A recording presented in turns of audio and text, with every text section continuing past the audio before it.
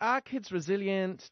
Are they less empathetic than they used to be? Harriet Hiscock is a professor who's been involved in a study looking at exactly these things and where is the best place for kids to get their life skills. This is the Murdoch Children's Research Institute, so they're real experts in this area. G'day, Harriet.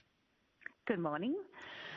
This research is interesting because it's so tempting to go, kids aren't good like they used to be when we were kids because we were tough and we were kind.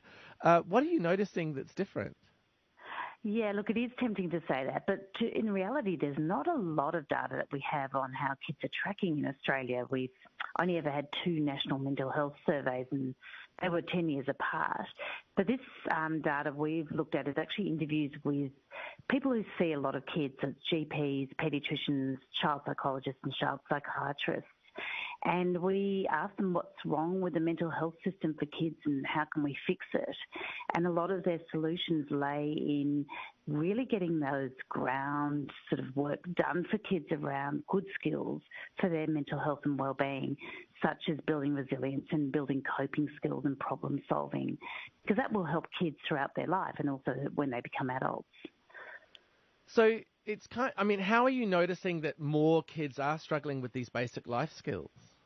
Well, this wasn't a survey that we did per se of the kids or the parents. This is the views of the clinicians who are seeing these children day in, day out, and that's what they've been noticing. And this was pre-COVID with this work, so I suspect, or we know, it's got actually worse with COVID.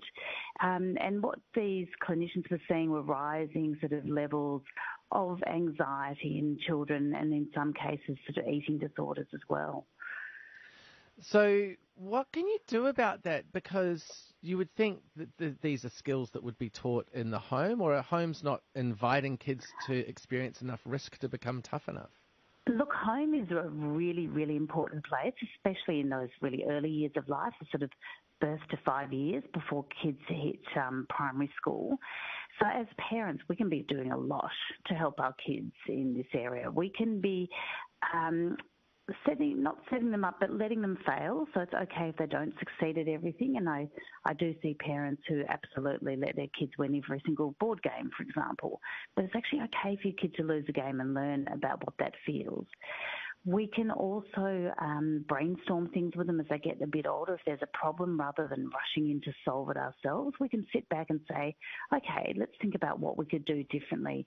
What would this work? How would this work? What would this look like if we did this instead? And also we can model how to be a problem solver and how to cope as parents ourselves. Because I guess contemporary parenting suggests that you should be side by side with your children, helping them learn emotional management, side by side helping them learn to go to sleep. If I can just go for one, when I was young, we were just sent to our room. We had to work it out for ourselves. But is that helpful when you don't have the